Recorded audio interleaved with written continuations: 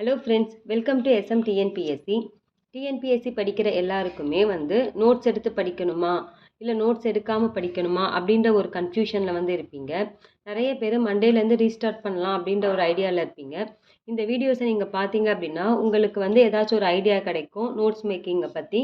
So பாருங்கள், first நான் ஐஎன்எம்க்கு எப்படி நோட்ஸ் எடுத்திருக்கேன் அப்படின்றத சொல்கிறேன். நான் நோட்ஸ் எல்லாமே புக் சோர்ஸ்க்கு மட்டும்தான் எடுத்திருக்கேன். ஏன்னா லாஸ்ட் இயர் வரைக்குமே நம்ம பெருசாக அவுட் சோர்ஸ் அப்படின்னு எதுவுமே போகல. ஸோ இந்த வருஷம் தான் அவுட் சோர்ஸ்க்கு நிறையா நோட்ஸ் எடுக்கிற மாதிரி இருக்கும். ஸோ நான் புக் சோர்ஸோட இன்ஃபர்மேஷனை மட்டும் எப்படி நோட்ஸ் எடுத்திருக்கேன் அப்படின்றத காட்டுறேன். ஃபஸ்ட்டு ஐஎன்எம்க்கு நமக்கு முக்கியமான விஷயமே இயர்ஸ் தான். நிறைய இயர்ஸ் இருக்கும். இது எப்போ நடந்தது, அது எப்போ நடந்தது, அந்த மாதிரி நிறைய இயர்ஸ் இருக்கும். ஸோ நான் ஃபஸ்ட்டு என்ன பண்ணியிருக்கேன் அப்படின்னா, இது எல்லாமே 10th புக்கில் இருக்க இயர்ஸ். 10th புக்கில் ஒரு 5 லெசன்ஸ் தான் இருக்கும். ஸோ அந்த 5 லெசன்ஸ் தான் ஐஎன்எம்மில் கவர் ஆகிற மாதிரி இருக்கும். அந்த 5 லெசன்ஸ்க்கான இயர்ஸ் மட்டும் இது நோட்ஸ் எல்லாமே உள்ளே எடுத்திருப்பேன். ஸோ அந்த 5 இயர்ஸ்க்கான அந்த 5 லெசன்ஸில் இருக்க இயர்ஸை மட்டும் தனியாக நோட்டு போட்டு வச்சுக்கிறேன். ஸோ இப்போ நான் என்ன பண்ண சொல்கிறேன் அப்படின்னா, ஐஎன்எம்க்கு நோட்ஸ் அப்படின்னா நீங்கள் கண்டிப்பாக இயர்ஸை மட்டும் எடுத்துக்கோங்க. இயர்ஸை மட்டும் நீங்கள் நோட்ஸ் எடுத்துக்கிட்டாங்களே உங்களுக்கு ஐஎன்எம்மோட நோட்ஸ் கவர் ஆன மாதிரி இருக்கும். அது போக சில அமைப்புகள் யார் யார் எப்போ ஆரம்பித்தா அந்த மாதிரியான விஷயங்கள்லாம் இருக்கும். இப்போ அயோத்திதாசர் ஆரம்பித்த அமைப்புகள் அந்த மாதிரியான அமைப்புகள்லாம் வரும்போது அதை கொஞ்சம் தனியாக நோட் பண்ணிக்கோங்க. இயர்ஸை மட்டும் நீங்கள் நோட்ஸ் எடுத்துட்டாவே போதும். மற்றதெல்லாம் உங்களுக்கு நல்லாவே ஈஸியாகவே புரிஞ்சிடும். இது எல்லாமே என்னோட ஐஎன்எம் நோட்ஸ் தான். ஃபர்ஸ்ட்டு நான் என்ன பண்ணேன் அப்படின்னா, ஐஎன்எம் படிக்கிறதுக்கு சுரேஷ் அகாடமியில் இருக்க கனிமுருகன் சாரோட கிளாஸை நோட் பண்ணேன். இந்திய தேசிய இயக்கம் அப்படின்னு ஒரு கிளாஸஸ் அவர் எடுப்பார். ஸோ அந்த இந்திய தேசிய இயக்கத்தில் அவர் ஃபஸ்ட்டு லைனாக சொல்லியிருப்பார். இந்திய தேசிய காங்கிரஸ் ஆரம்பித்ததுலேருந்து நமக்கு விடுதலை கொடுத்துட்டு போகிற வரைக்கும் அவர் சொல்லியிருப்பார். ஃபஸ்ட்டு அவர் சொன்ன டேட்டாஸ் எல்லாத்தையுமே நான் கதை மாதிரி நோட் பண்ணிக்கிட்டேன். இது எல்லாத்தையும் நான் படித்து முடித்து ஒரு ஐடியாவுக்கு வந்ததுக்கு அப்புறம் தான் நான் புக்குக்குள்ளேயே போனேன். இது எல்லாமே கனிமுருகன் சாரோட கிளாஸ்லேருந்து நான் எழுதின நோட்ஸ் தான் எல்லாமே. இதை படிச்சிட்டிங்க அப்படின்னா புக்கில் படிக்கும்போது புக்கில் இந்த மாதிரி ஆர்டராக இருக்காது. திடீர்னு சூரத் பிளவு வரும், திடீர்னு வங்க இணைப்பு வரும். ஸோ நமக்கு கன்ஃபியூஸ் ஆகும். ஃபஸ்ட்டு நீங்கள் இதுதான் கான்செப்ட் அப்படின்றத அந்த நோட்ஸை பார்த்து கதை மாதிரி எழுதி வச்சுக்கோங்க. அதுக்கப்புறம் நீங்கள் படிக்க ஆரம்பிங்க. ஐஎன்எம் ரொம்ப இன்ட்ரெஸ்டிங்காக இருக்கும், சூப்பராகவே புரியும். நெக்ஸ்ட்டு என்ன அப்படின்னா பாலிட்டி. ஸோ பாலிட்டியில் கண்டிப்பாக நம்பர்ஸ் தான். நம்பர்ஸ் அப்படின்னும் போது ஆர்டிகல்ஸ். இப்போ பாருங்கள், நான் ஃபஸ்ட்டு என்ன பண்ணியிருக்கேன் அப்படின்னா, மாநில சட்டமன்றம் அப்படின்றது பார்ட் 6ல் வருது. ஸோ அதில் நம்ம என்ன பண்ணியிருப்போம், நம்ம ஆர்டிக்கல் 168லேருந்து 218 வரைக்கும் கவர் ஆகுது. நான் 168லேருந்து 218 வரைக்கும் உள்ள ஆர்டிகல்ஸ். நடுவில் ஏதாச்சும் 1-2 ஆர்டிகல்ஸ் தான் மிஸ் ஆகிருக்குமே தவிர்த்து மற்றபடி நான் எல்லா ஆர்டிகல்ஸுக்குமே நம்பர் போட்டு எழுதி வச்சுருப்பேன். அதுக்கடுத்து இந்த நீதிமன்றங்கள் வந்துடும். ஸோ அதை பற்றியுமே ஆர்டிகல்ஸ் எழுதியிருப்பேன். அது போக இப்போ பாருங்கள், இந்த மாநில அரசு பார்ட் 6.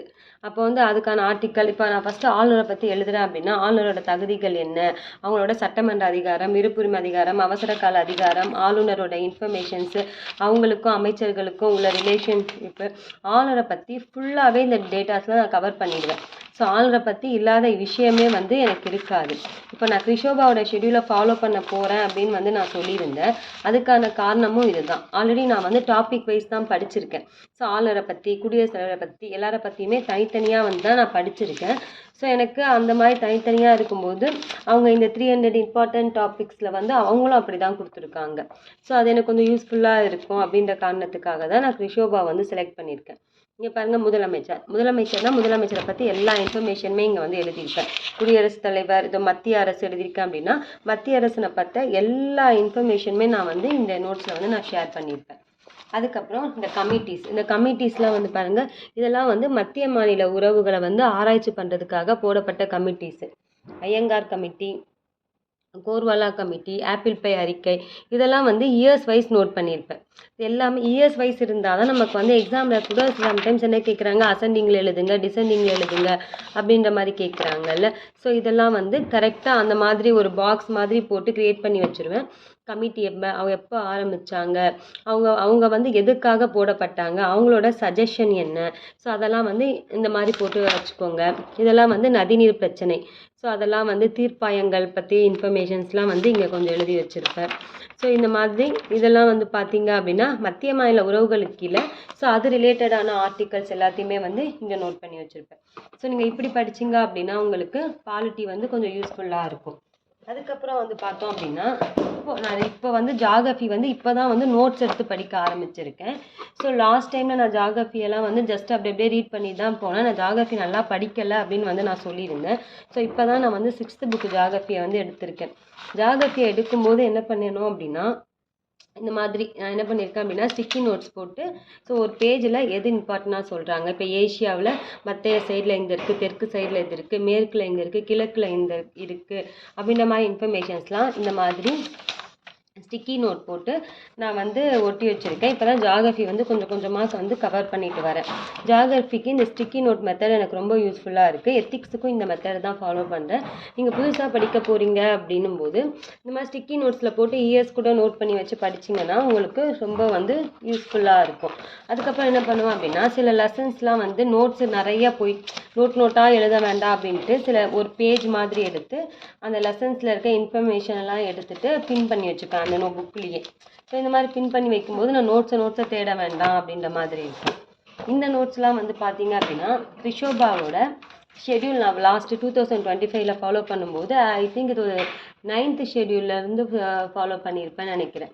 ஸோ அவங்க வந்து அந்த நோட்ஸ் அந்த ஒவ்வொரு லெசனில் இப்போ ஒரு 1 வீக் கொடுக்குறாங்க அப்படின்னா அதில் எந்தெந்த லெசன்லாம் வருதோ அந்த லெசனை கண்டினியூவாக வந்து எழுதி வச்சுக்குவேன். இப்போ விஜயநகர பேரரசு, இந்த பணவியல் கொள்கை, அந்த மாதிரி அவங்க 1 வீக் ஷெட்யூலுக்கான ஒரு ஜிகே லெசன்ஸ் ஒரு 15-20 பக்கத்துக்கு நோட்ஸ் மாதிரி எடுத்து வச்சுருப்பேன்.